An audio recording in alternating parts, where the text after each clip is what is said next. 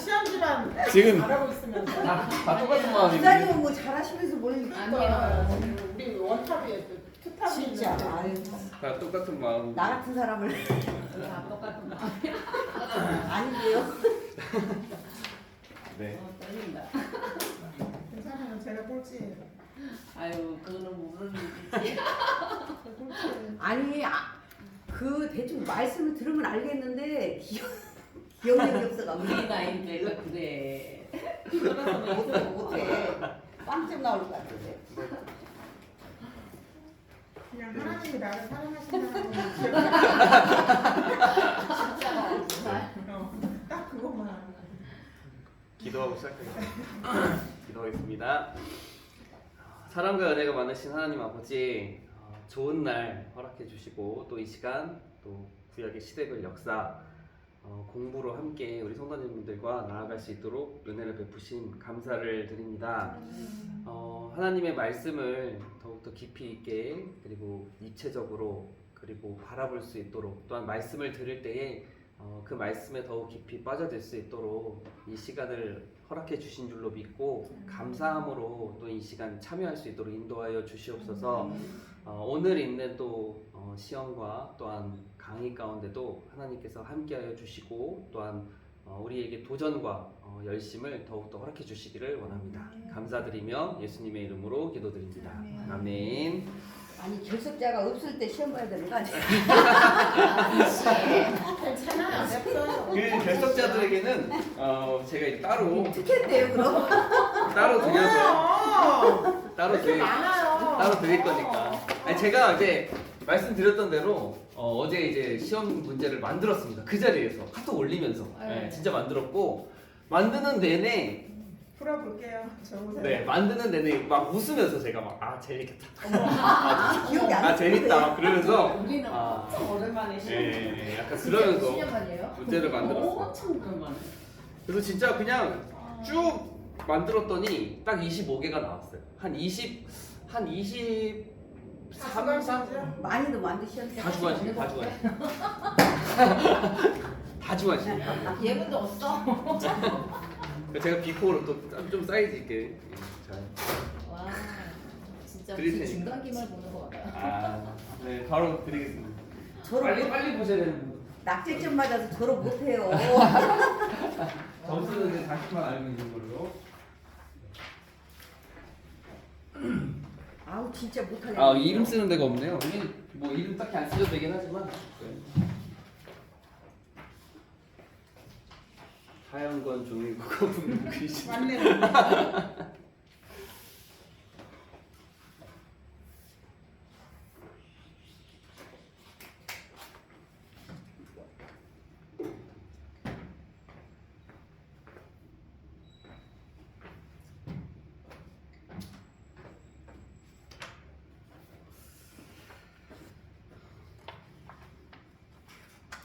제가 산수 퀴즈 좀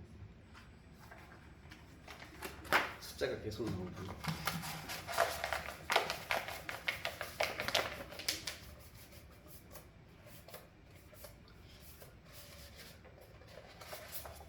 문제는 25개인데 쓰는 거는 한 50개 되는 느낌.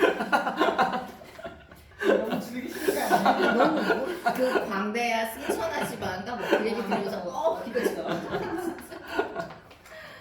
답의 가지수가 한 50개는 되는 것 같아요. 제가 적으면서 이거 25문제가 아닌데. 어려운데요?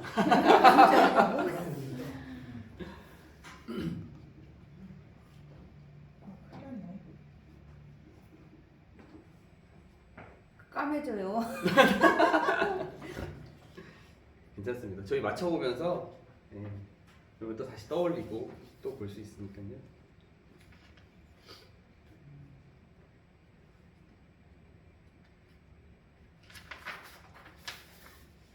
혹시 잘 이해가 안 되거나 하시는 거 답 알려달라고 하셔가지고. 단어가 생각이 안 나요. 네? 생각은 나는데 단어가 생각이 안 생각나는데 단어가 그쵸. 이해가 안 되는 부분은 알려주세요. 제가 설명드릴 테니까. 창조시대의 5가지 주요 사건은 그냥 그 퍼즐 그거를 네. 저 옆에 이제 퍼즐 조각이라고 적었어요 일부러 그래서. 네. 5가지 퍼즐 있었던 거. 그것도 기억이 안 난다. 앞자리 딱딱 떠올리시면서 앞에 부분 떠올리시면서.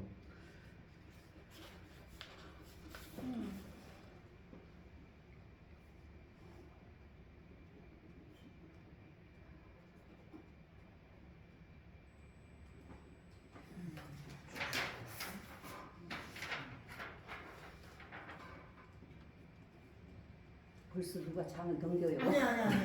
건너뛰신 것 같아. 건너뛰신 것 같아. 아 이거 저기서 못하겠네.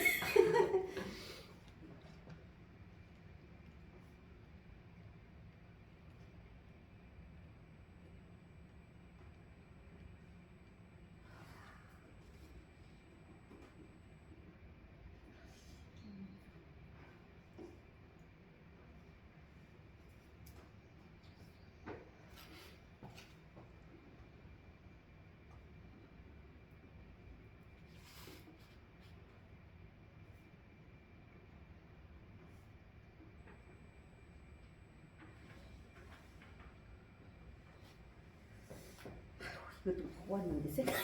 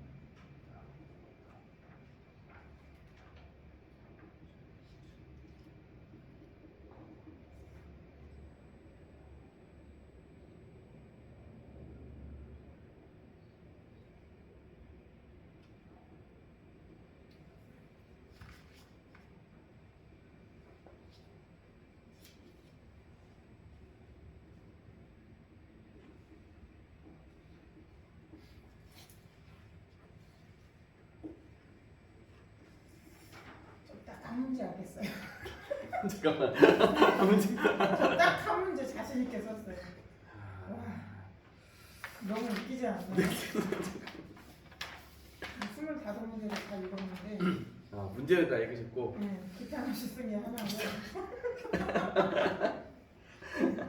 아, 지금 10몇 문제가 지금 머리에서 지금 헤엄쳐.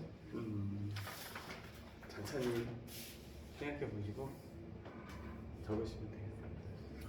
진짜 생각 안 나. 이제 또 맞추면 그때는 딱 떠오르실 거예요. 바로. 이게. 아, 그랬지. 아, 그랬지.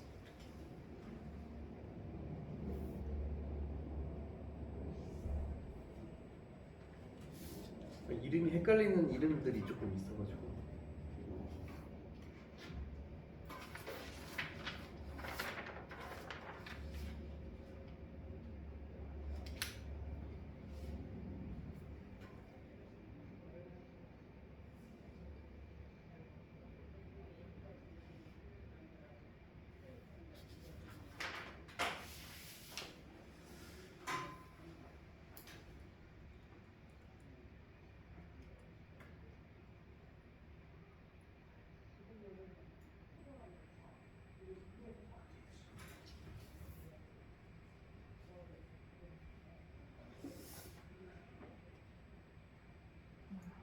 내가 생각했던 건 하나도 안 나왔어.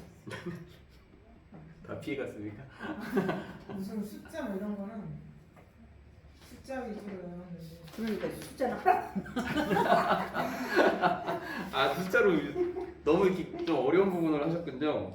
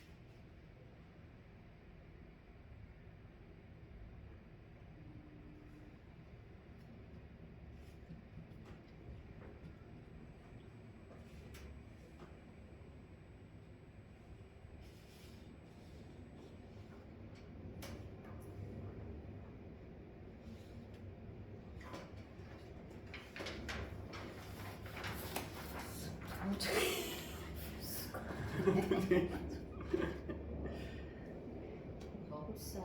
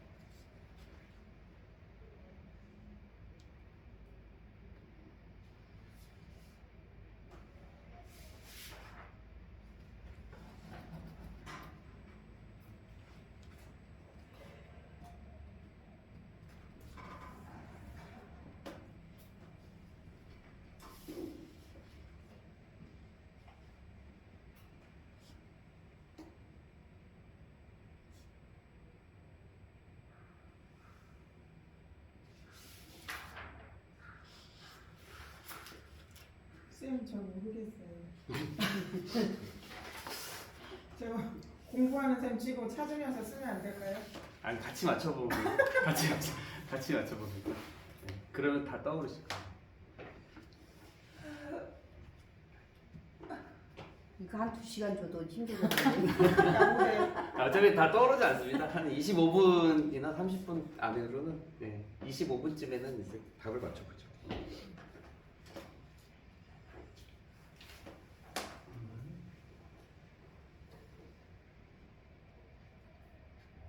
장모님 몇 문제 푸셨어요? 나는 하나도 안 봤어요. 다 안 푸셨어요? 어? 100점 아니에요? 그럴 것 같아. 아, 주말이가 또 어제 와서 하나도 못 봤어요.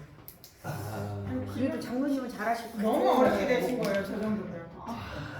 이건 급사 신학생 준비하시는 분들, 진짜로요? 준비하시는 분들 있지 않을까? 아 진짜로요? 많이 좀 배운 내용들을 벌써 다 풀었어요? 인데. 일단 쓰긴 썼어요. 오답도 있을 것 같긴 해요. 와 대단하다 선호가. 아니 문제를 보니까 어려운 문제는 아닌데 기억이 안 나. 그죠. 어려운 문제는 다 아니 다 생각나는데 거예요. 했던 거는 다 했던 네. 거예요. 그 이름이 생각이 안 나고. 아까 말씀드렸던 거 나왔는데. 아니 이거는 나. 한 것도 나왔는데 모르겠어요. 자, 아니 저를 그러니까 너무 저희를 기억이 안 너무 나. 과대평가하시는 거 아닌가요? 그래도 이제 이런 부분은 그래도 알고 넘어갔으면 좋겠다 싶은 것들 위주로. 네. 그러면은 열심히 적어야지. 네. 불러주셔야 될 것 같아요. 네 이제 맞춰보실 분들은 같이 맞춰볼까요 이제? 네. 저기 이제 또 더 해도 떠오르지 않으니까. 네, 떠오르지 않거든요. 맞아요, 맞아요. 떠올랐어요. 네 1번. 잘 적어볼게요. 창조 시대에 있었던 5가지 주요 사건 또는 인물을 적으세요. 이건 퍼즐 그대로 이름 적으면 되는 거였죠.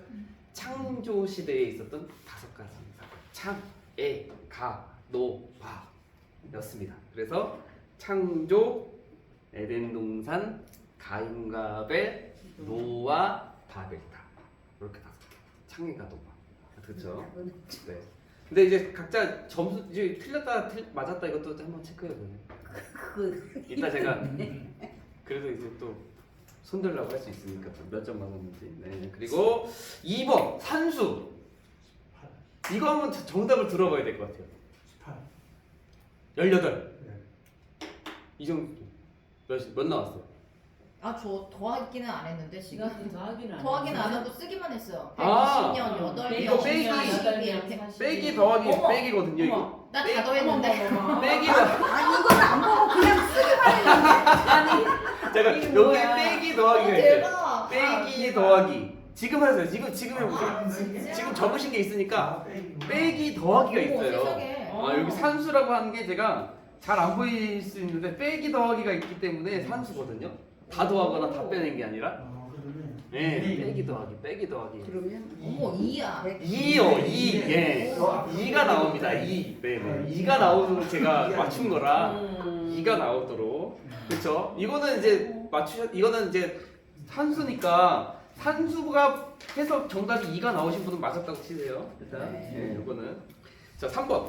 바벨탑의 건축의 결과 2가지는 무엇인가? 네. 교만과 불신은 바벨탑의 제목이고요. 결과는 언어가 달라지고 흩어지게 되게. 아는데 기억이 안 나. 그쵸. 제가 네. 문제를 잘못 저도 그 앞에 걸 낼까 뒤에 걸 낼까 고민을 하다가 제목이 무엇인가 낼까 하다가 결과를 냈습니다. 2가지가 그거고요. 족장 시대의 인물 4명. 우리는 이거 퍼즐로 잘 알고 있는 아브라함, 이삭, 야곱, 요셉, 아이야요 이렇게 적었으면 좋고. 다음은 아브라함이 가나안 땅으로 오는 경로입니다. 가로 안에 들어갈 지명은 무엇인가요? 네, 여기서 우리 멀리 지명했었죠. 갈대아 우르. 이렇게 두 강 있는 그 갈대아 우르에서 여기에서 있다가 이렇게 내려오는 기억나시죠? 하란에서 있다가 갈대아 우르, 하란, 가나안으로 이렇게 왔죠. 6번. 아브라함은 하나님께서 너의 자손을 번성케 하겠다는 약속을 교실에서 처음에는 집안의 종, 그 다음으로는 종을 통해 낳은 아이를 그 상속자로 여깁니다. 1과 2의 인물의 이름은 무엇인가요? 6번에서 1번 이름이 저는 매번 헷갈려요. 엘리에셀입니다. 엘리에셀. 엘르도 나중에 따로 나왔어. 그렇죠. 엘리에셀이고 2번 종을 통해 낳은 아이 이스마엘. 그죠? 하가를 통해 낳은 아이. 7번 창세기 21장에서 아브라함이 그라와 아비멜렉과 서로 거짓되이 행하지 않기로 우물 앞에서 맹세합니다. 후에 가나안 땅 이스라엘이 최남단의 지명으로 불리기도 하는 맹세의 우물의 이름은 무엇인가요? 부엘세바. 네, 부엘세바. 요즘에 있습니다. 부엘세바. 다음부터 부엘세바 할 때 부엘세바. 네, 8번 영적 장자인 유다의 엄마의 이름과 야곱의 몇 번째 아들인지 쓰세요. 근데 이거는 좀 그래도 이 정도는 알고 계셔야 되는 거죠. 그렇죠? 그래서 아내의 이름은 레아의 아들이고 야곱의 네 번째 아들. 네. 그래서 첫 번째가 루벤, 두 번째가 시므온, 세 번째가 레위, 네 번째가 유다. 네. 르시레유 중요하고. 그리고 9번 야곱이 사랑했던 아내의 이름과 그녀가 낳은 두 아들의 이름. 다 문제가 이렇게 좀 그런데 야곱이 사랑했던 아내는 라헬이고 그녀가 낳은 두 아들의 이름을 순서대로 그래서 요셉 다음이 베냐민 이렇게 둘입니다. 순서대로 요셉 베냐민도 나타가 죽었어요. 그리고 10번 요셉이 바로의 꿈을 해석하고 그에 대한 대비를 말합니다. 괄호 안에 들어갈 각각의 숫자를 적어 넣으세요. 바로의 꿈이 그 암소 그 다음에 이삭에 대한 꿈이었고 이것을 해석했더니 7년 풍년 그 다음이 7년 흉년 그러니 해마다 곡식의 5분의 1을 저장하라 라는 것이 이제 대비까지 요셉이 이야기를 하죠. 11번 요셉을 알지 못하는 새 왕의 이스라엘 말살 정책 1단계는 이스라엘이 국고성을 건축하는 것이었습니다. 국고성은 이제 전쟁이 났을 때 곡식이나 무기를 저장하는 곳이었습니다. 이것을 이스라엘이 만들어 있던 국고성 두 곳의 이름은 무엇인가요? 비돔과 라암셋. 국고성 비돔과 라암셋. 그래서 이 국고성 비돔과 라암셋도 이스라엘이 살고 있었던 이 고센 지방에서 별로 멀지 않은 가까운 곳에 이제 비돔과 라암셋이 있었어요. 그리고 12번 10가지 재앙 중 이거 제가 이제 재앙 뭐 바로의 반응 이렇게 하면서 조금 말씀을 조금 길게 드렸었던 부분인데 10가지 재앙 중에 재앙이 내리지 않았음에도 요번 딱 요 재앙밖에 없었어요. 재앙이 내리지 않았음에도 이 재앙이 올 것이다라는 경고를 듣자 신하들이 바로를 이제 만류해요. 이제 우리가 망하게 된 걸 알지도 못합니까? 라고 만류하고 그러자 바로는 장정만 가라라고 이렇게 이야기를 합니다. 재앙이 내리지도 않았는데 이 재앙의 두려움으로 이 재앙은 무엇인가요? 메뚜기 재앙입니다. 메뚜기 재앙에만 13번 홍해를 건널 때 하나님께서 바다 사이에 길을 내셨는데 이 길을 성경에서 분명히 어떤 땅이라고 말합니까? 중요하죠 이거. 마른 땅. 그래서 요단강 건널 때도 똑같이 얘기했고요. 14번 시내산에 도착한 이스라엘이 하나님께서 지시하신 대로 성막을 만듭니다. 성막에 들어가는 여러 가지 귀중한 재료들은 어디에서 얻은 것인가요? 어디에서 얻었죠? 애굽에서. 그렇죠? 애굽에서 이스라엘 백성들이 애굽을 나갈 때 하나님께서 이제 이거는 이미 모세를 이미 부를 때부터 말씀하셨던 내용이에요. 그래서 몇 번 강조가 되고 반복이 됐는데 애굽 사람들한테 달라는 대로 애굽 사람들이 다 주게 돼서 그거를 가지고 이제 나오게 되죠. 그리고 그것들로 이제 성막에 여러 가지 것들을 만들게 됩니다.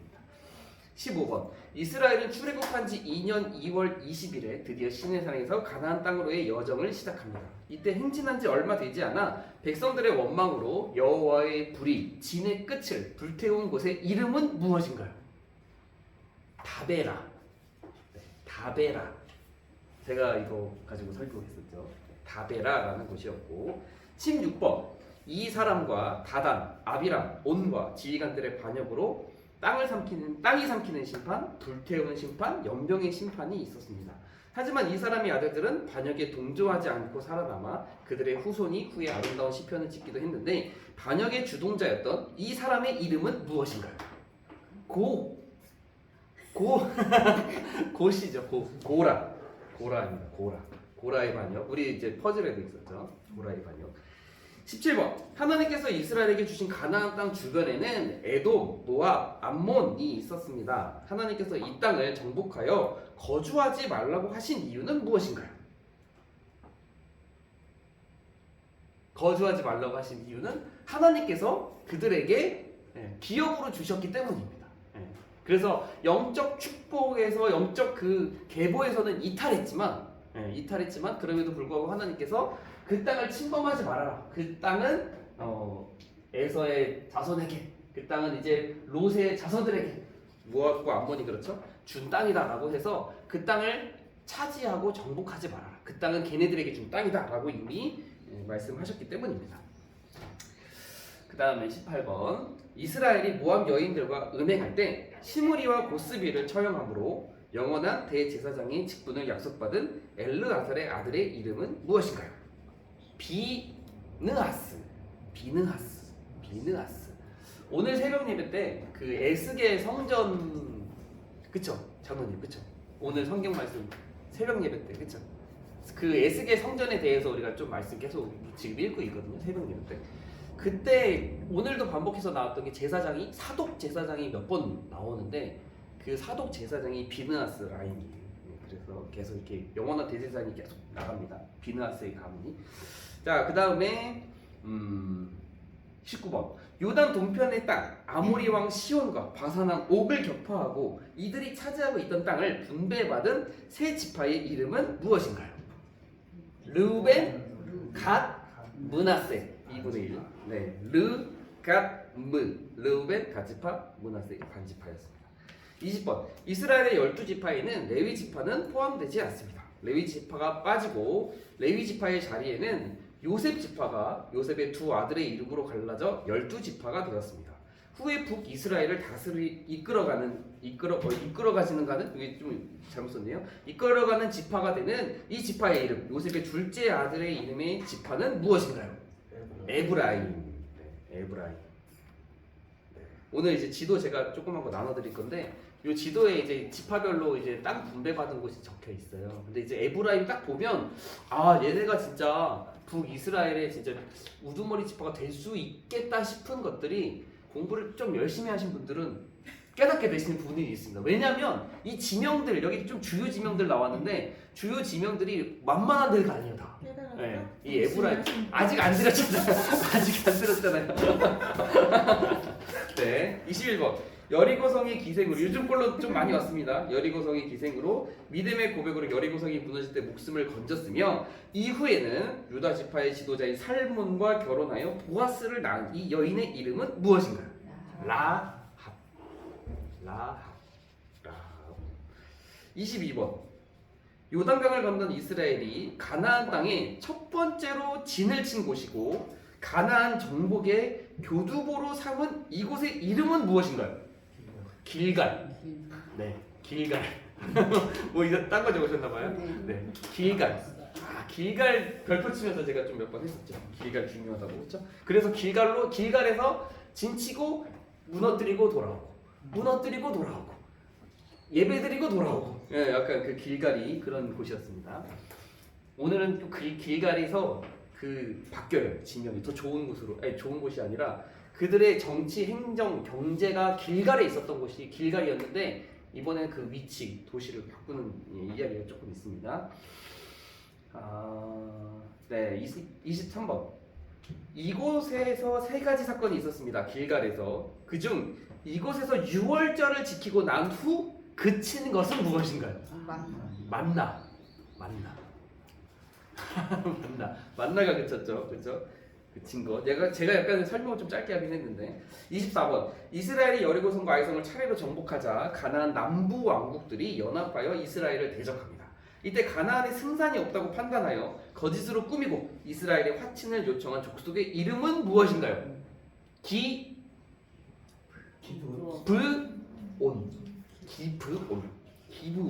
기브온입니다. 25번. 이스라엘이 남부 연합군과 전쟁할 때 있었던 일입니다. 괄호에 들어갈 말을 쓰세요. 하나님께서 하늘에서 우박을 내리셨다. 그렇죠? 여호수아는 하나님께 태양을 어디에? 기브온에, 태양을 기브온에, 달을 아얄론에 멈춰 달라고 기도했다. 우박을 내리셨고 여호수아는 하나님께 태양을 기브온에, 달을 아얄론에 멈춰 달라고 기도했다. 자, 제출원하지 않는다고 말씀을 드렸었습니다. 제출원하지 않는다고 말씀을 드렸었고 채점을 하셨죠? 그래도 채점은 채점 할 것도 없어요. 채점을 하셨을 텐데 그래도 너무 좀 무력이야. 많이 맞추시는 분들이 또 이제 또 그래도 있으니까 있을 테니까 있겠죠? 있으니까 개수를 그래도 어느 정도 조금 어느 정도 이렇게 맞추셨구나 또 알기 위해서 20개 넘게 맞추시면 돼요. 넘겼어요? 몇 개? 23? 22개. 박수 한번 쳐주세요. 와. 22개를 맞추셨네요. 그럼 15개 이상 맞추셨어요. 그만하세요. 여기까지 15개 이상. 네. 나는 10개 이상은 맞았어. 네. 강론이 15개 이상 해서 풀어봤습니다. 고생 많으셨습니다. 준비하시는 고생 많으셨고, 네. 그래도 이제 제가 이거는 그래도 좀 알았으면 좋겠다 싶은 것들 위주로 우리가 같이 배웠으니까 기억하셨으면 좋겠다라는 것 위주로 정말 웃으면서 재밌겠다. 그치? 이거는 해셔야지 하면서 네, 문제를 만들어 봤습니다. 조금 난이도가 있기는 했는데 열심히 또 재밌게 잘 또 순종할 수 있어 따라오셔서 감사를 드립니다. 네, 우리 마지막 시간에도 한 번 더 할까요? 그죠? 타격이 없으신 것 같은데. 타격이 너무 커요. 타격이 커요? 네. 마지막 시간에도 생각을 해보고 또 같이 또 이렇게 살짝 긴장감을 가지고 또 공부하는 것도 좋을 것 같습니다. 네, 시험 부분을 마쳤고 드디어 오늘 부분이 좀 짧아요. 제가 사전에 말씀드린 대로 오늘 분량이 적기 때문에 좀 시험에 대한 부분들도 같이 넣어봤던 것입니다. 가나안 정복 시대 2, 가나안 정복 시대 두 번째 이야기. 원래는 제가 처음에 계획했을 때는 이 중부 전투, 가나안 입성에 대한 부분, 요단강 넘는 부분, 그리고 이 중부 전투에 대한 부분을 한 파트로 넣고, 그 다음에 이제 남부 전투, 북부 전투, 땅 분배를 이렇게 한 파트로 처음에 이렇게 계획을 했었다가 이게 앞부분이 좀 너무 짧다 보니까 남부 전투를 집어넣은 거였는데 또 그러다 보니까 이제 뒷부분이 짧아지는 일이 또 발생을 하게 된 거죠. 가나안 정복 전쟁 몇 년이 걸렸는지 혹시 아십니까? 몇 년 정도 걸렸을 것 같아요. 가나안 정복 전쟁. 그러니까 이 시딤, 여기 아직 요단강 넘기 전에 이 시딤이라는 곳에서 진을 치고 있다가 이스라엘 백성들이 이렇게 넘어가지고 길갈 갔다가 이제 여리고성 이렇게 정복하고 아이성 정복하고 들어갔는데 이 길갈로 넘어갈 때부터 요 남부 전투, 그리고 중부랑 남부, 그리고 오늘 배우게 되는 북부 전투, 그리고 땅 분배에 대한 부분, 여기까지 정복하고 또 땅을 나누고, 물론 여기 있는 모든 아직 그 가나안 민족들은 남아는 있습니다. 산지에도. 그리고 게릴라성으로서 여기에 가나안 민족들이 완전 정복된 것은 아니지만 대규모 전쟁을 치르고 나서 땅 분배까지 하게 되는데, 여기에 있는 이 전쟁과 땅 분배까지 기간이 어느 정도 걸렸을 것 같으세요? 성경에서의 내용 보면 우리는 진짜 금방 끝났을 것 같잖아요. 그렇죠? 그냥 뭐 여리고성 뭐 별로 일주일 걸렸고, 그 다음에 옆에 있는 아이성 한 번 실패했지만 바로 점령했고, 그 다음에 이제 얘 두려움에 떠났던 예루살렘의 왕이 이제 다 집합시켜가지고 뭐 전쟁 한 번 하고, 그 다음에 이제 다시 길갈로 돌아오고, 에발산 이쯤에 있는데 에발산 갔다 오고 하는 과정, 그리고 뭐 오늘 배우게 되는 북부 전투까지 있고 분배까지 있지만 별로 안 걸렸을 것 같잖아요. 그런데 가나안 이쪽에서의 이 모든 일들이 맞춰진 이후에는 다시 여기 지파를 분배받은 애들이 돌아갔거든요. 이제 루벤, 갓, 므낫세 반지파가 여기에 있는 전쟁을 다 마치고 장정들이 다시 여기 넘어서 가는 내용이 오늘 나와요. 나오게 되는데 얘네들이 돌아갈 때까지 몇 년이 걸렸냐면 5년에서 7년 정도 걸렸어요. 그러니까 되게 금방 이 가나안 정복 전쟁이 다 맞춰진 것 같이 이제 성경 말씀을 우리가 했지만 성경의 그런 시간적인 역사적인 일반적인 시간에서는 5년, 짧게는 5년, 길게는 7년까지 봐요. 그래서 여기까지 있었던 내용들이 내용은 짧아도 시간적으로 상당히 긴 시간이 걸렸다. 그래서 아마도 이 예루살렘 이 중부를 마무리하고 이 남부에서 예루살렘에서 이제 왕이 남부 연합군을 꾸리는 과정들, 그 시간들, 그리고 여기를 정복하는 거는 금방 끝났지만, 그리고 이제 여기서 또 어느 정도 터전을 또 이루고 또 이제 어느 정도 방비도 하고 그리고 다시 돌아와서 이 북부가 또 싸움 준비를 하는 과정들, 그 사이사이에 어느 정도 시간들이 분명히 존재할 것이다라는 것을 추측해 볼 수 있는 거죠. 그래서 지난 시간에 있었던 내용 간단하게 말씀을 드려보면 드디어 이제 길갈로 요단강을 건너서 넘어왔고 여리고를 점령을 하고 그 옆에 있는 아이 점령하고 그 다음에 에발산 여기에 산이 두 개가 이렇게 연달아 있어요. 여기가 그리심, 여기가 에발, 그리고 여기 그 사이에 여기 이곳이 이제 세 개. 이런 식으로 되어져 있어서 이제 에발산에 가서 이제 제단 그리고 말씀 그리고 그거 한 다음에 다시 이제 돌아오게 되죠. 길갈. 그래서 길갈에서 이제 남부 전투가 벌어지게 되는데 남부 전투 이 기브온이라고 하는 이 얘네들이 예루살렘에서 왕이 이제 강력한 왕국들을 소집을 해서 같이 일심으로 우리 이스라엘을 무너뜨리자라고 했는데 이 기브온도 그 중에 큰 왕국 중에 하나였음에도 불구하고 우린 도저히 안 될 것 같아.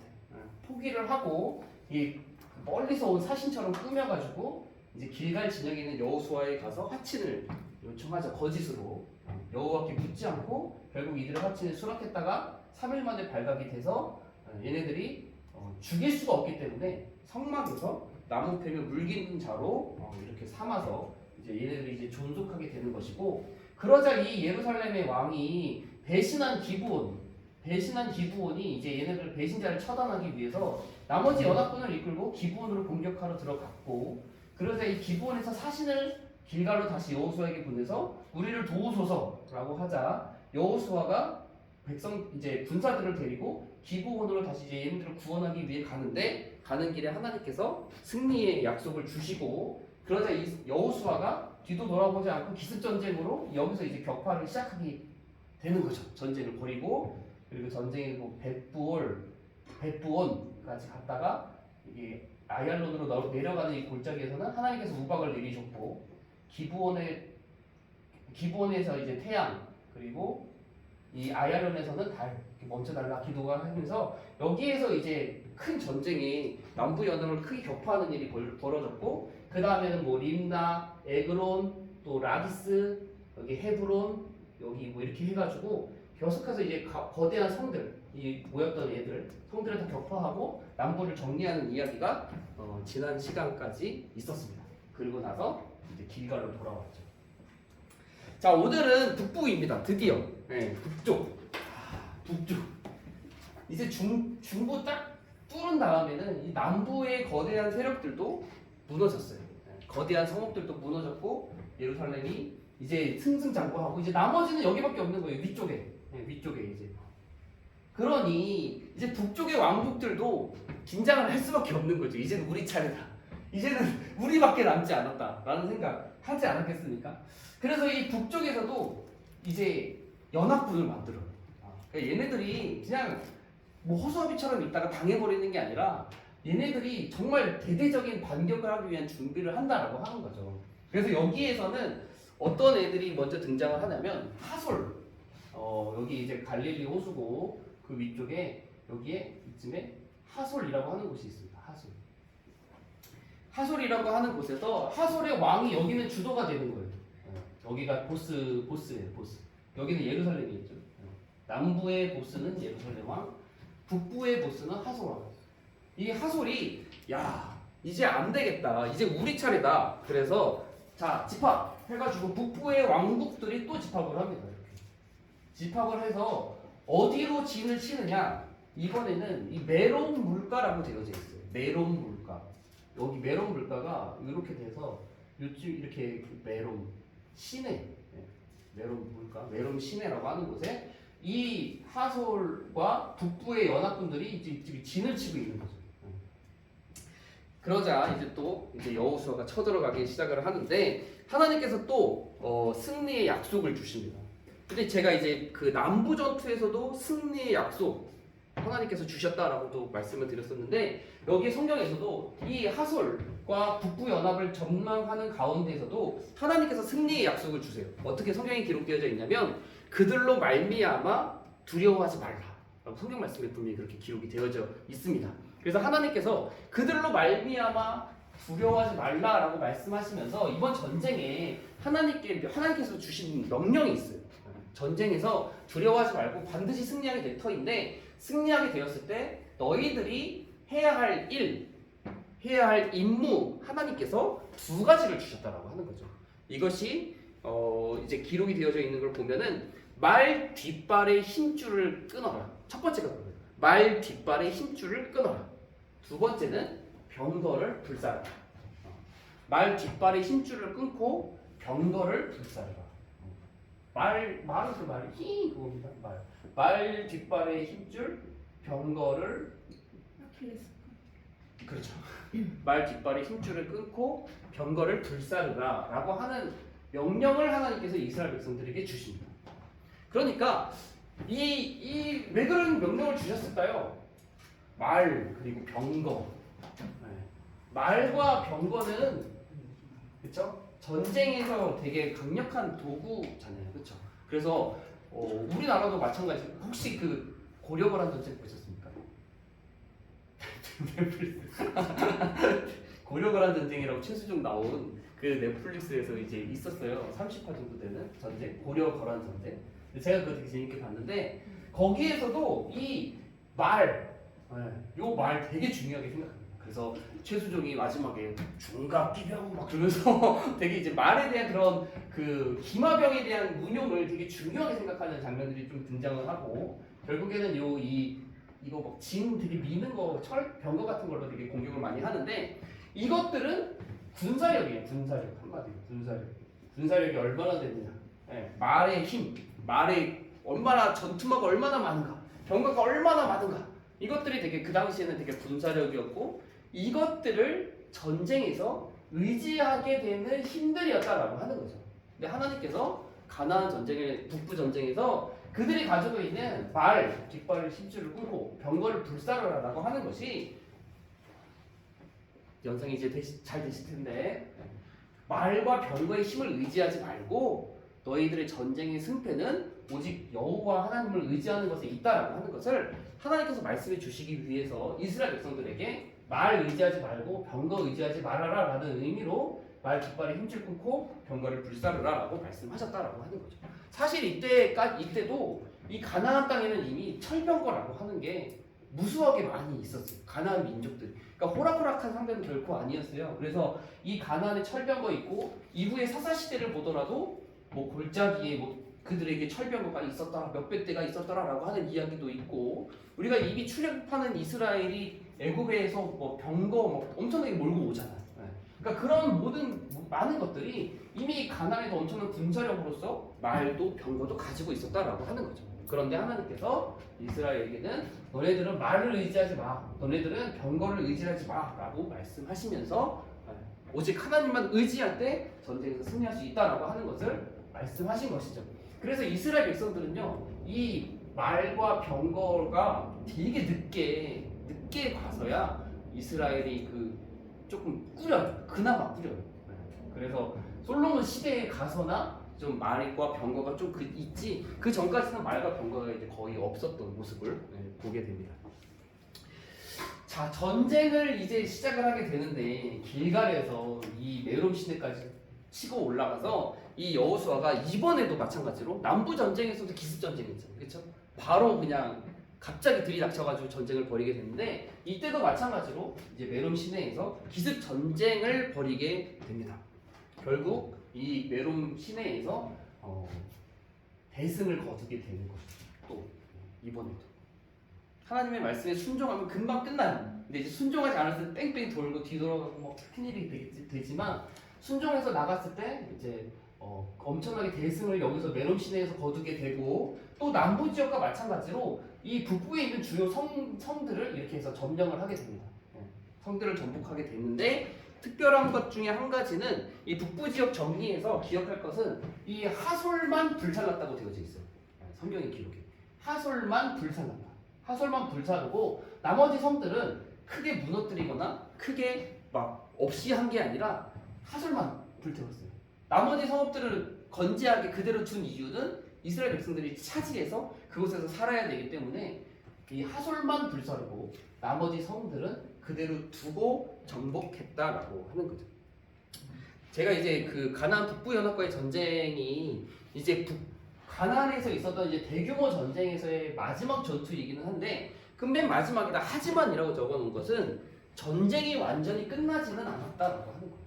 아까도 살짝 말씀드렸지만 이 가나안에서의 대규모 전쟁이 끝났을 뿐이지 아직도 산골이나 또는 이제 깊은 곳이나 게릴라로서 여기 가나안에 원주민들은 아직도 남아있는 부분들이 있었다라고 하는 거죠. 그래서 그 이후에 땅 분배를 한 다음에도 산지에 있는 뭐 철병거 몇백 대를 가진 그쪽 족속들, 뭐 아모리 족속들, 걔네들을 이제 정복해 나가는 것은 분배받은 지파의 역할이었어요. 분배받은 지파가 그 안에서 남아있는 잔존 가나안인들을 무너뜨리고 몰아내고 진멸시키는 것이 지파에게 위임된 따로 명령이었다라고 하는 거죠. 근데 그거를 얼마나 잘한 지파가 있고 못한 지파가 있어서 사사기 1장 말씀에 보면 어떤 지파는 다 몰아냈어요. 다 몰아내고 정리하지만 어떤 지파는 몰아내지 못하고 쫓겨나는 지파가 있고 지파 중에 쫓겨나요. 쫓겨나가지고 산지로 올라가요. 평지에 못 내려고 산지에 올라가서 매우 이렇게 막 되게 옹기종기 모여있는 단지파가 그랬습니다. 그리고 또 어떤 지파는 다 몰아내지 못하고 같이 공존하고 또 어떤 지파는 그들을 노예로 삼아서 노역을 시키고 하는 그런 이제 잘못된 방법으로 그들과 같이 거류하는 지파들도 있던 것을 보게 됩니다. 자 이제 땅 분배에 대한 부분은 제가 딱 이걸 좀 나눠드려서 이걸 참고해서 보시는 게 되게 좋을 것 같아요. 그래야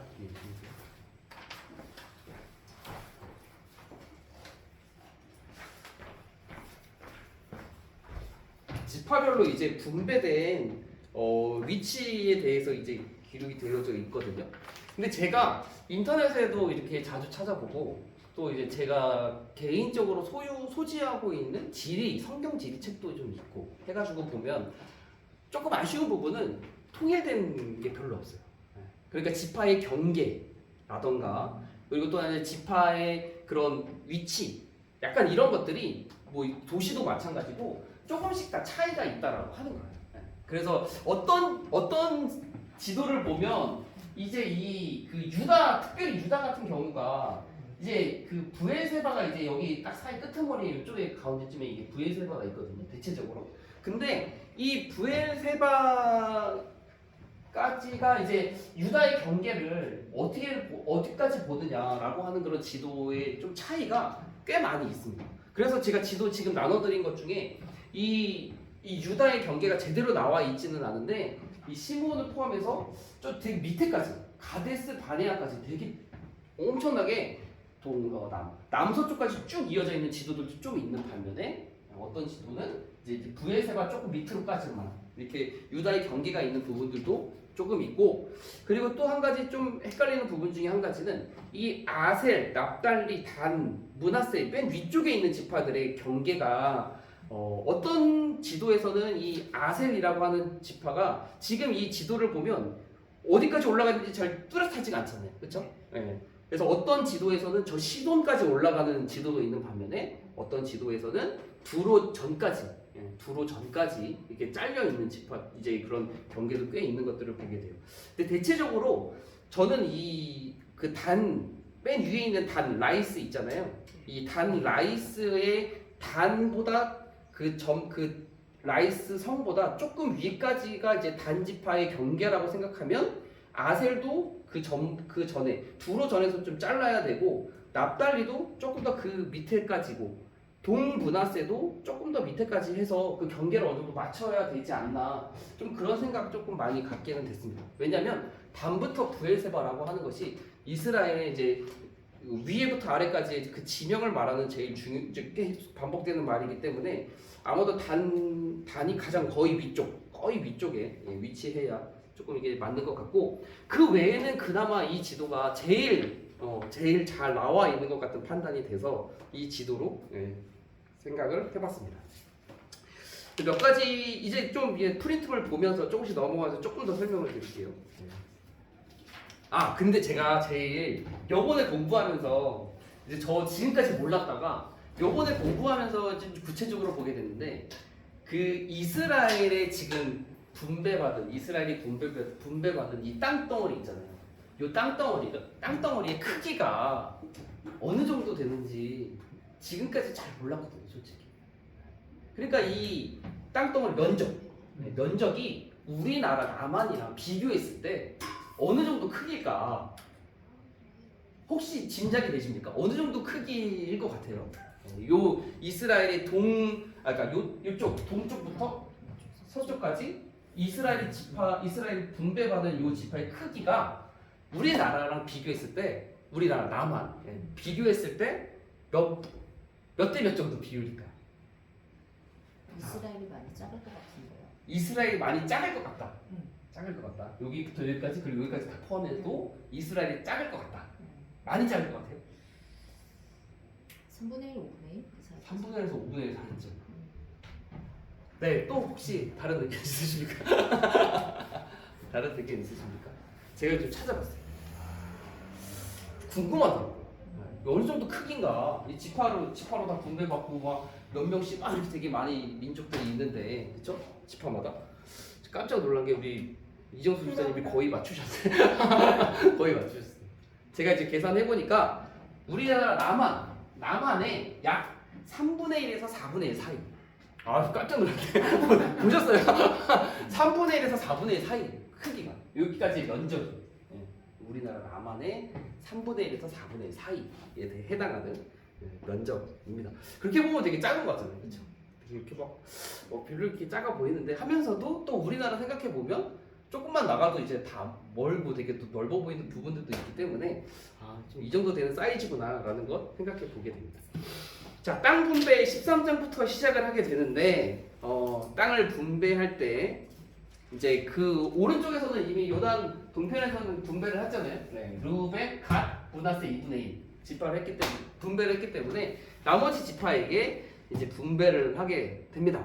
분배한 자들의 명단이 나와요. 분배한 자들 어떤 사람들이 분배했느냐? 엘르아살 그리고 여호수아 그리고 지파의 족장들이 분배를 했다라고 기록이 되어져 있습니다. 엘르아살이 누구죠? 엘르아살 거기 아들이에요. 거기 아들 아론의 나답 아비우 일찍 죽었고 엘르아살 이다말 셋째 아들이 엘르아살입니다. 그리고 엘르아살의 아들이 비드아스인 거고 아무튼 이 엘르아살이 그 당시에는 이제 대제사장이었던 거죠. 그리고 분배 방식은 제비뽑기로 땅을 분배를 하게 되고 자 분배를 한 다음에 이제 갈렙이 요청을 하는 거예요. 갈렙이 되게 중요하고 대단한 사람이었잖아요, 그렇죠? 그래서 이 가데스 바네아에서 가나안 땅을 정탐할 때 12명 중에 있었던 2명 믿음의 고백을 했던 갈렙과 여호수아의 그 갈렙입니다. 이 갈렙이 뭐라고 요청을 하냐면 우리 찬양에서도 잘 이 산지를 내게 주소서 이 산지를 내게 주소서 그 찬양의 이 가사예요. 그래서 갈렙이 이 산지를 내게 주소서라면서 어디를 요청하냐면 우리 여기 지도에도 나와 있는 헤브론을 요청합니다. 헤브론. 그래서 헤브론이 어디인지 딱 보이시죠? 그 헤브론을 요청을 해요. 근데 이 요청을 하는 거는 이미 과거에 약속이 되어져 있었던 거예요. 그러니까 모세가 이 갈렙한테 네가 밟는 땅을 너에게 줄 것이다 라고 하는 이 약속을 갈렙이 이미 모세를 통해서 받았던 것이고 그 받았던 것 사실을 기억하면서 여호수아에게 이 약속을 내가 받았었다. 이제 내가 그 약속을 이룰 수 있도록 그 성을 내게 달라라고 갈렙이 헤브론을 달라고 요청을 한 것이죠. 이 헤브론에 뭐 거인 자손들이 있었다라는 기록들도 있고 결국 이 갈렙이 헤브론을 점령을 하게 됩니다. 이 갈렙이 헤브론 점령하고 난 다음에 갈렙 지파, 갈렙 족속, 갈렙 가문이 헤브론에서 이제 잘 살 것 같은 스토리잖아요, 그렇죠? 그런데 그렇지가 않습니다. 갈렙의 것이 되지 않아요. 나중에 좀 지나면 그거 좀 이따 볼 거고. 네. 그리고 요셉 자손의 요청. 이번에는 요셉 자손이 또 와가지고 요청을 하는 거예요. 요셉 자손이 여기서 보면은 므낫세 그리고 에브라임이잖아요, 그렇죠? 므낫세와 에브라임, 요셉 자손인데 얘네들이 땅을 더 달라, 라고 요청을 하는 거죠. 근데 이 땅을 달라고 하는 요청 조금 어떻게 보면은 이제 뭐 무리한 요구일 수도 있지만 얘네들 입장에서는 또 달라고 할 법한 느낌도 살짝 들어요. 왜냐, 이 요셉 가문이 좀 그러니까 뭐랄까요, 위험이라고 해야 될까요? 약간 그런 좀 이렇게 좀 자존감 이런 것들이 이 요셉 지파에는 조금 많이 있었던 것으로 보여요. 이미 벌써부터. 예. 왜냐면은 여호수아도 에브라임 지파 출신이기도 하고 이 당시에 최고 지도자인 여호수아도 그리고 이 요셉 가문이 이 애굽에서 결국에는 이 나머지 형제들을 다 먹여 살리는 약간 그런 우월 의식이 이 요셉 지파에게는 조금 이때부터 이미 있었습니다. 그래서 땅을 더 달라 요구를 해요. 여호수아한테 우리에게 분배된 땅이 적다. 땅을 더 달라 요구하는데 여호수아가 뭐라고 할까요? 그러면 우리 지파기도 하고 너네 가문도 이렇게 하니까 더 줘야지라고 이렇게 이야기하지 않고 스스로 개척하라라고 이렇게 이야기합니다. 스스로 개척하라. 아마도 이 산지 안에 그들이 지파 분배받은 그 안에 아직도 정복하지 못한 완벽히 정복하지 못한 약간 그런 부분들 그런 지역들 너의 힘으로 스스로 개척해라 라고 이렇게 이야기를 하게 됩니다. 그리고 승리의 약속 그들을 두려워하지 말아라.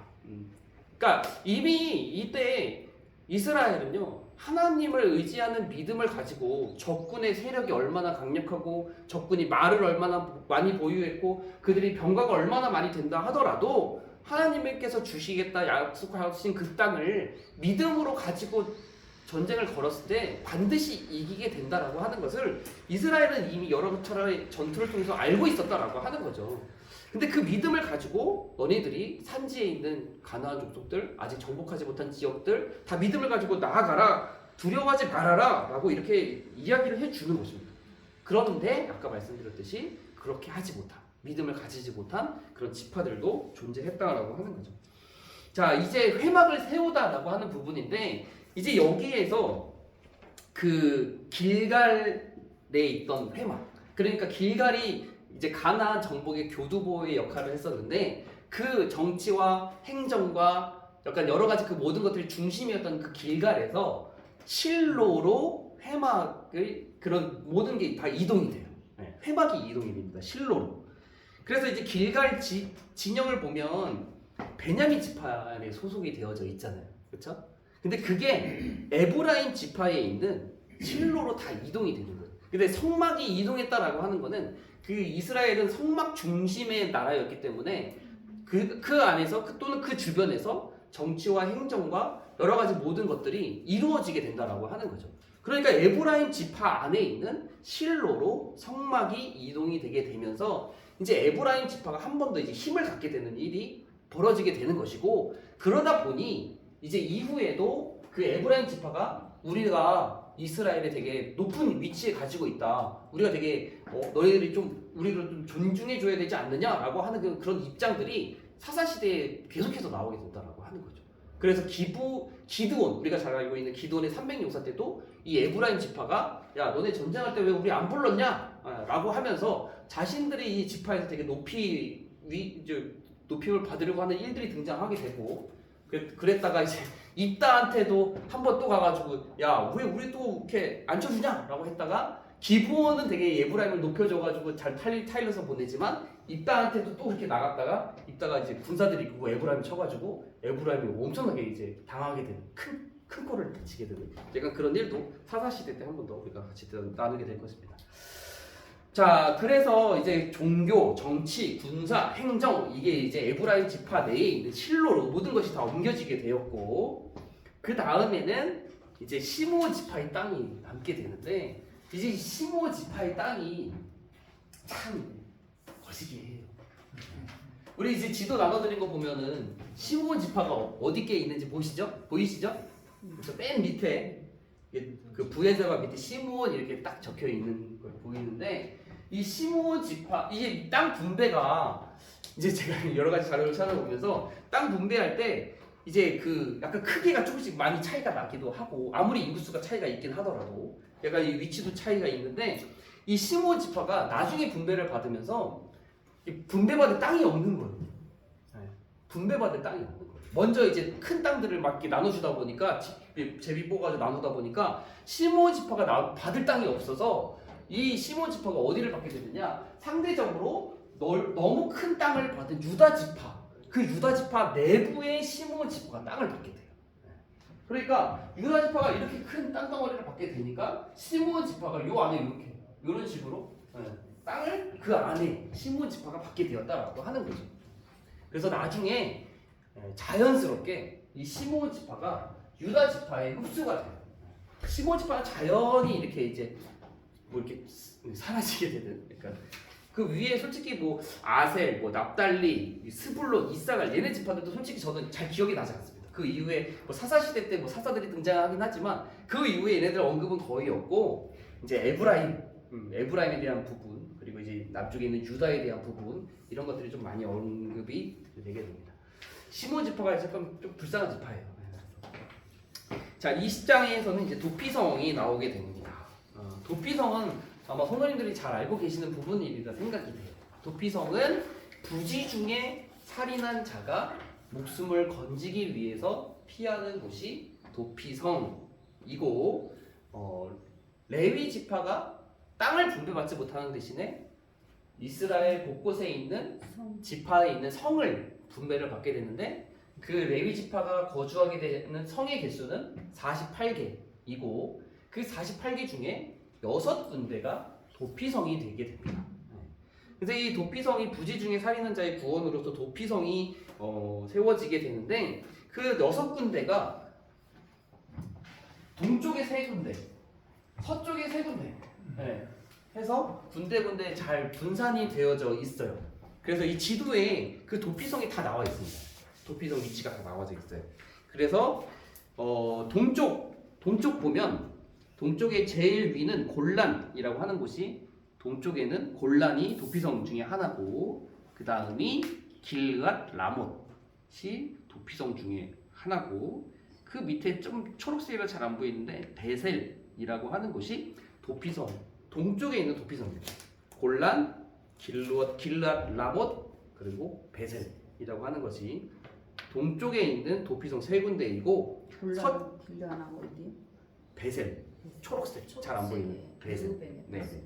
그리고 서쪽에서는 납달리에 있는 게데스. 네, 납달리의 게데스.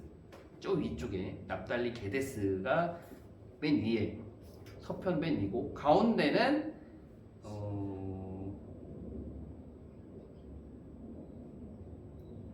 세겜. 네, 세겜 참 사이에 이렇게 세겜이 참 이렇게 있어요. 세겜이 가운데. 그리고 아까 말씀드렸던 마지막 도피성은 제가 이제 그 갈렙이 힘들게 그 헤브론성 탈취하고 자신의 가족이 떡떡거리면서 사는 스토리가 아니라고 말씀드렸는데 바로 이 헤브론이 이제 도피성 마지막 도피성입니다. 그래서 이 헤브론은 갈렙이 정복해놓고 갈렙이 유다 지파에서 이게 차지한 곳이 아니라 오히려 유다 지파 내에 있는 레위의 성읍이 되고 특별히 이제 도피성으로 지정이 되어져서 헤브론은 도피성이 됩니다. 스토리가 참 그렇죠. 네. 그래서 레위 지파의 성읍은 48성읍 중에 6개는 도피성, 42개는 거주할 곳. 네. 자, 이제 22장인데 이제 이 22장의 스토리가 이제 이 참 있습니다. 스토리가 꽤 있습니다. 22장 강가에 세운 제단. 아까 전에 너무 무게를 잡았네. 강가에 세운 제단. 제가 이 가나안 전쟁이 5년에서 길게는 7년까지 걸렸다고 했잖아요. 근데 5년에서 7년 동안 이 전쟁했던 이 군사들이 특별히 여기 동편에 이미 땅을 분배를 받고 루벤, 갓, 므낫세 반지파가 지파를 땅 분배를 받은 다음에 얘네들의 장정이 같이 이 길갈로 넘어가서 여기서 전국 전쟁을 같이 치른 거예요. 근데 이 기간이 5년에서 7년까지 된다라고 하는 거죠. 근데 이제 여기 전쟁이 다 마무리됐어요. 땅까지 분배를 받았어요. 그러면 여기에서 차출받아서 같이 강을 건너서 전쟁에 앞장서서 싸웠던 얘네들이 드디어 돌아가게 된다라고 하는 거예요. 이미 얘들이 약속했죠. 우리한테 이 땅을 분배를 해주면 우리의 군사들은 넘어가서 너희들이 정복하고 땅을 분배받기까지 우리가 앞장서서 일선에서 싸울 것이다 라고 약속한 대로 그들이 실제적으로 이 전쟁에서 열심히 가담했고 참여했고 결국에는 이제 생존해서 이 전쟁이 다 마무리되고 땅까지 분배를 받았습니다. 이제 돌아가는 일이 나온 거예요.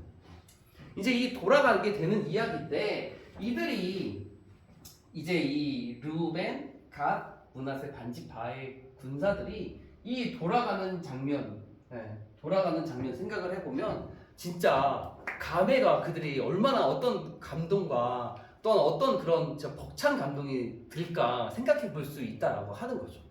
앞장서서 싸웠고 5년에서 7년간의 그런 모든 전쟁을 다 마친 이후에 이들이 다시 그들이 살고 있는 터전으로 이미 이제 성도 짓고 이제 뭐 정리도 하고 그래서 살고 있는 자기 집으로 돌아가게 되는 거잖아요. 얼마나 이들이 감격했겠습니까?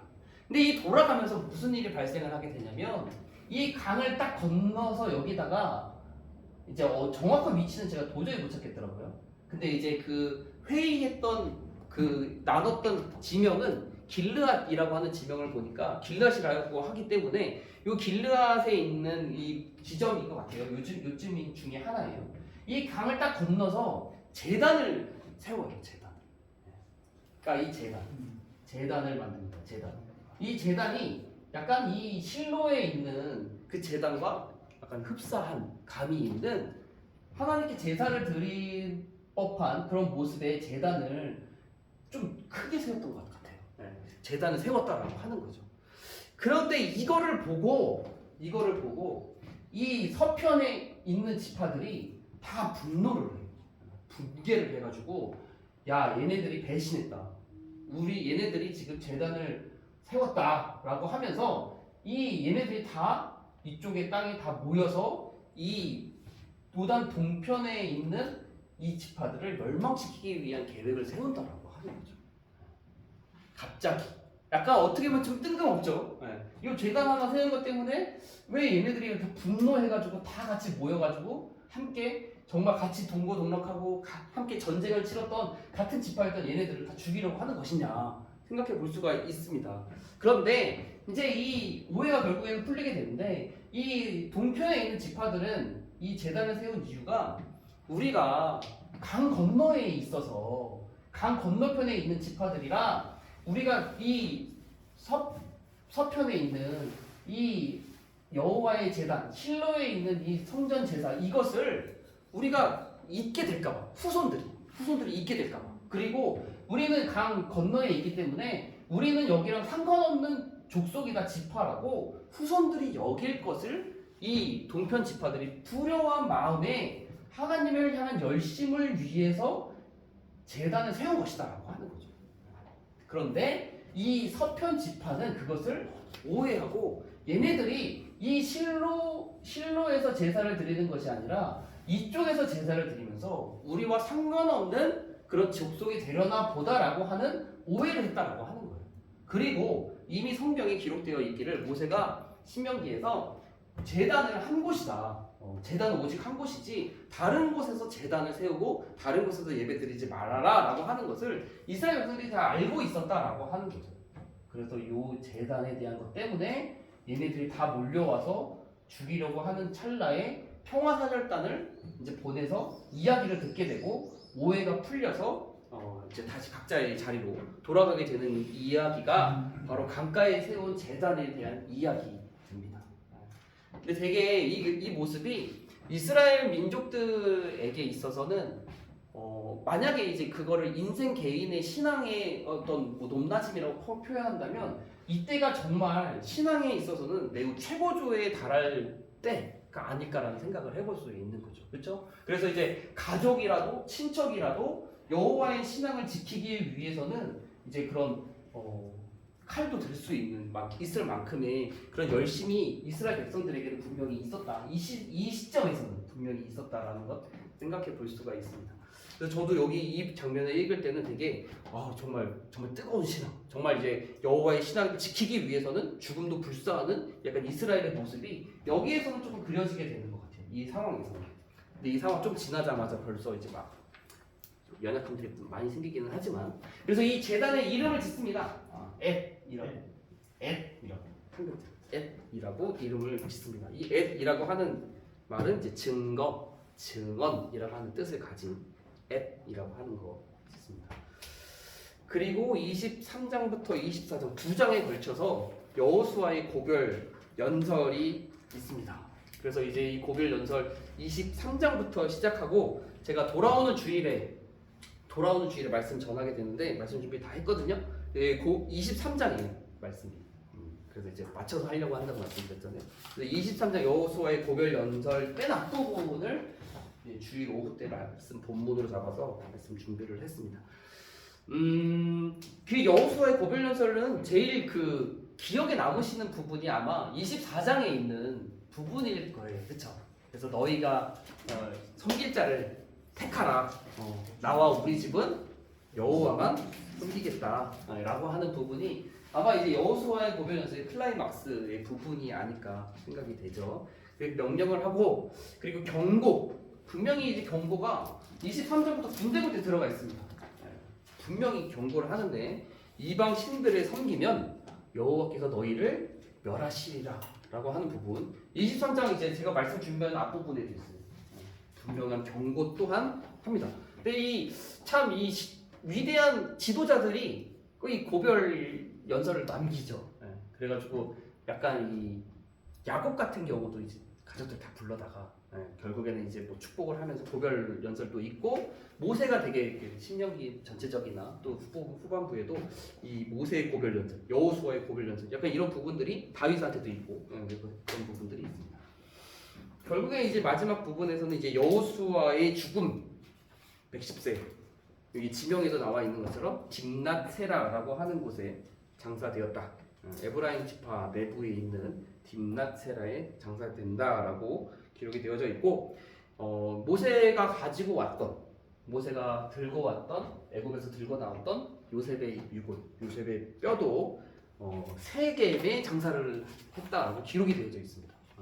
그때까지 잘 모셔던 좀 그렇지만 잘 뒀던 것 같아요. 보관하고 있다가 전쟁이 마쳐지고 땅도 분배한 이후에 이제 요셉 가문에서 요셉의 유골을 이제 장사를 안치를 하게 되는데 그것도 세겜에 에브라임 지파 내부에 다 그 안에 들어가 있어요. 여호수아의 무덤도 요셉의 무덤도. 그래서 이렇게 분배하는 부분까지가 가나안 정복 시대 두 번째 부분입니다. 그래서 오늘까지로 가나안 정복 시대가 마쳐지고 이제 여기서 딱 끊긴 다음에 사사 시대로 다음 시간부터 넘어가게 되는데 이제 참 이 방금 전에 살짝 말씀드렸지만 이스라엘의 이 정말 여호수아의 죽음까지 이어지는 이 뜨거웠던 신앙과 그래서 그들이 이 이스라엘 땅에 거주하게 되면서 엄청나게 되게 부귀 영화도 누리고 강한 나라도 이루고 그래서 되게 큰 복이 어떻게 보면 이제 사사기에는 이어질 것 같은 약간 스토리예요. 우리 뭐 다 알고 있지만 어느 정도 알고 있지만 그런데 사사기 딱 넘겨서 사사기 1장부터 보면 다시 또 이제 실패의 역사들이 계속해서 반복이 됩니다. 실패하고 무너지고 잘못하고 죄짓고 하는 것들이 사사기 1장부터 계속해서 쭉 나오면서 그때마다 하나님께서 사사를 통해서 구원하시는 이야기 나오고 또 이제 사사시대 2 시간에서는 에피소드에 대한 부분들 이렇게 나누게 되면서 사사시대의 이야기들을 같이 또 나눠보도록 하겠습니다. 네, 그러고 보니까 오늘 퍼즐을 안 맞췄네. 오늘 퍼즐은 오늘은 퍼즐은 쉬고요. 우리가 지금 통일한국 시대까지 외우는 거였네. 그쵸? 통일한국 시대까지 퍼즐. 다음 시간에 분열왕국 시대까지. 네, 분열왕국 시대까지 또 외워 오시고 이제 얼마 남지 않았습니다. 이제 뭐 조금 욕심을 내셔서 개인적으로는 이제 포로 귀환 시대까지 끝까지 퍼즐 몇 개 안 남았으니까 그런 부분들도 맞춰보시면 좋을 것 같은 생각이 듭니다. 네, 그래서 다음 시간에 퍼즐부터 맞추고 시작할 거라는 점 또 기억해 주시고 오늘 시대별 역사 중간 점검 제발 부탁이지만 좋은 추억으로 좋은 추억으로 또 간직하시기를 네. 바랍니다. 네, 오늘 강의는 여기서 마치고 또 다음 시간에 또 함께 즐거운 마음으로 사사시대 1을 들어가도록 하겠습니다.